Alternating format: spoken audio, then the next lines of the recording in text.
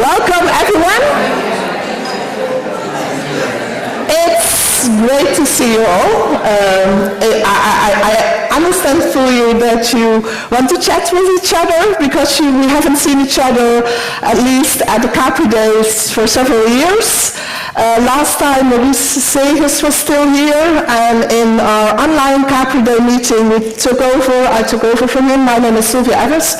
I'm since the 1st of November the Scientific Director of CAPHRI, and I'm great to welcome you all to this CAPHRI Day, and also we have some guests from outside, also some guests from the Center of Health and Society from Düsseldorf, from the Hogeschool Zuid, and from Zuiderland, so we're very welcome to not only welcome members of the CAPHRI community, but also the people who are connecting with us. The theme of today is a healthy society for everyone, with the effort on everyone. And that has to do with the fact that if we look at diversity and inclusivity, it's crucial in research. And if we look at our aim, which is striving at a healthy society for everyone, it's basically also in our mission.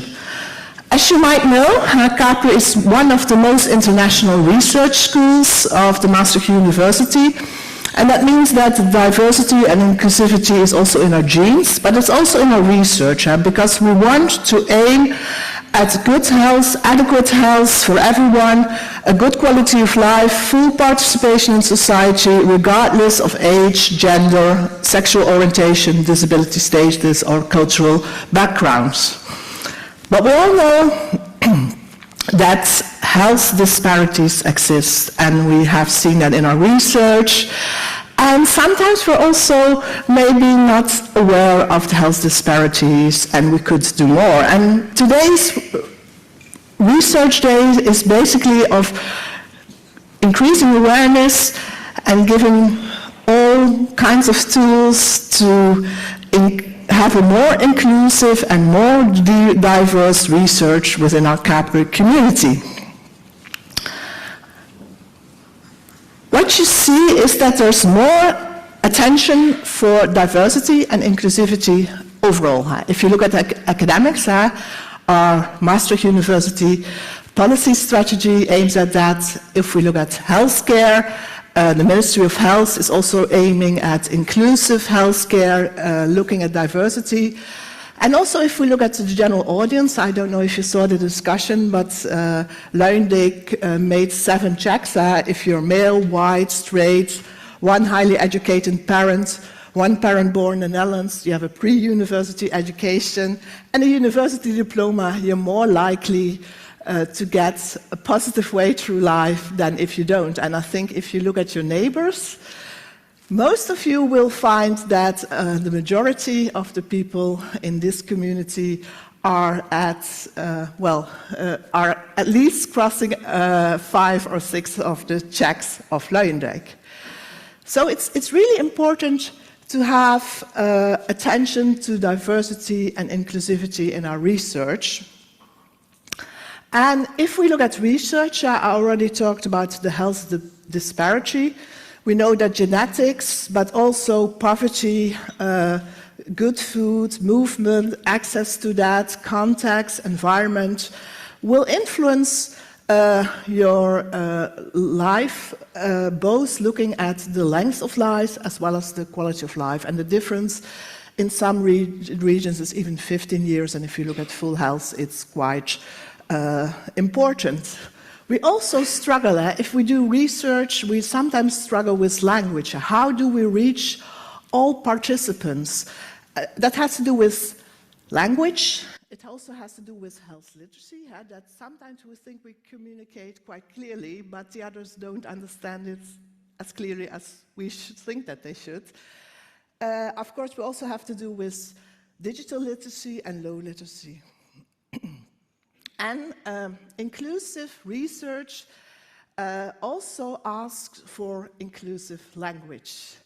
And one of the things Nanne, who's here in the audience, made with the Maastricht Society of Diversity, a nice video, which I would advise you to look at the difference between gender and sex and how we use that in our research language. And I looked at that, I think it came out 1 year ago, and I was guilty because I don't apply to these rules, which are quite simple and quite straightforward. So by doing simple things, we already can make our research more inclusive, and I would advise you to have a look at that. And of course, today's workshops are also a way to basically give you tools and to stimulate you to look more at diversity and inclusivity in your research.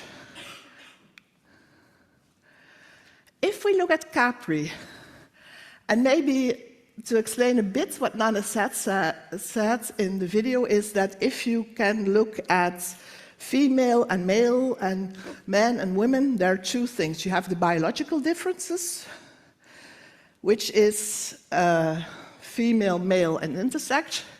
And you have the gender, and that's the behavioral difference, how you feel. If you feel more like a woman, more like a man, or something in between. Or you could have none of those. Any idea how we're doing? And I mean how we're doing if you look at the number of PhDs, the number of researchers, the number of assistant professors, the number of associate professors, and the number of professors. How is the difference in sex at birth? Because we don't have any other figures, unfortunately, and we also don't have intersex, unfortunately, which we should have. But any idea, how is the spread if we look at PhDs? Raise your hand if you say the majority is women. Okay. And any guess how much? 80%? Anybody bid something else? 70%? Okay. Well, you're quite good with that. So 77% of the PhDs are female. If we look in the middle, let's say at associate professors, 60% I hear. Any other? 50. It's about 50%. And if we look at professors, no, but there are a lot of great female professors appointed recently, huh? 30? 35, 30? Well, you're quite good at this, actually, but you're researchers from CAPHRI, of course. This is what we see. You see that if we look at PhDs, the majority is female. And if we look at the professors, about 36% of them is female. I was a bit shocked by these numbers because I had a more positive feeling. I know these figures from years ago and that were increasing, but I was still a bit shocked. It's also, it will change maybe quite soon because a lot of, there's a lot of senior staff which, due to pension, is leaving our great organization. But we have to be aware of that still, if we look at CAPHRI and if we look at one of the most simple and straightforward indicators, like sex, there is still a large difference if you look, being a PhD, had amount of females there, and if you look at being a professor. Another one is, of course, diversity. And it's always hard to get good figures. And what we know is that if we look at the CAPHRI PhDs, which we have about 420 CAPHRI PhD, especially if we look at the external PhDs, the majority comes from a non-Dutch background. And this picture around the globe gives you an indication where everybody comes from. So if we look at our background and the researchers which are involved in CAPHRI, both the internal ones and the external ones, we see a great diversity if we look at background. Well, as a management team, and these are people who are either your research line leaders or the vice chairs of the research line leaders, and recently we established a management team, and we think that diversity is important and inclusivity, and that's also why we have a management team. We want to have the input from more people in our CAPHRI policy, strategy, and daily work, to have the input from more people. So we want to strive at diversity and inclusivity via the management team, and you see some of the faces here, and most of them are there in the audience as well. But we also want to have your inputs, and I don't know if you saw some mailings, but we're currently establishing a number of advisory organs. So we have the advisory board, which will be mainly people from outside CAPHRI, which will advise us on our research. We'll have a science commission, which will advise us on a number of things relating to the CAPHRI policy, but also on awards and grants. We're establishing a seminar commission, also to be more interconnected, to know more about each other's research, to meet maybe 4 times a year next to the CAPHRI today, to have some input. What are we doing? What are you doing? Can we do things together? And a social media group. We have Hanneke, who is behind the social media, and we're on a lot of social media channels. But often to get the message from Hanneke in the right way would be very helpful if people volunteer to be part of the social media group. And by that, we also want to increase diversity and inclusivity. As a part of the welcome, some practical notifications. The lunch is in the lobby and not in the winter garden, wintertime. The colors, some people already asked me, I have colors on my badge. They refer, to the colors which you have here on your map, so that you can find where you have to go.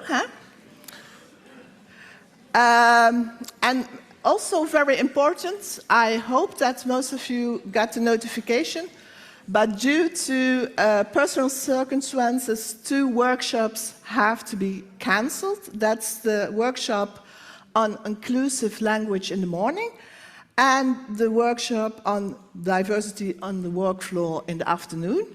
If you signed up for this workshop, it should be that at the beginning you already chose another workshop. If not, please go back to the front desk and ask which other workshop you can join. And the inclusive labor market workshop has been transferred to another room. It's the yellow, so you should have a yellow sticker if you have, and it's the Céleste de Fanson room.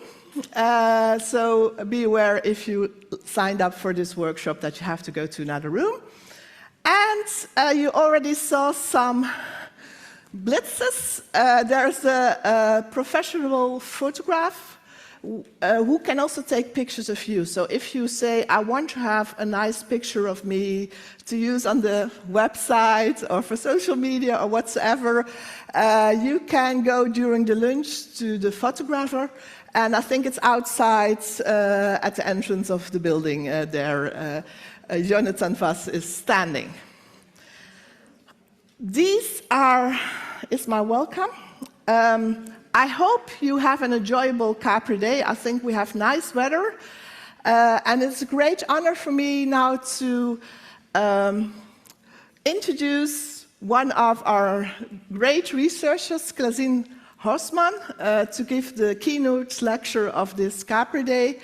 And the title is A Healthy Society for Everyone, Reflections on the Research Machinery and Categorization and Other Things. Well, give her a warm applause, Francine. The floor is yours. Klazine.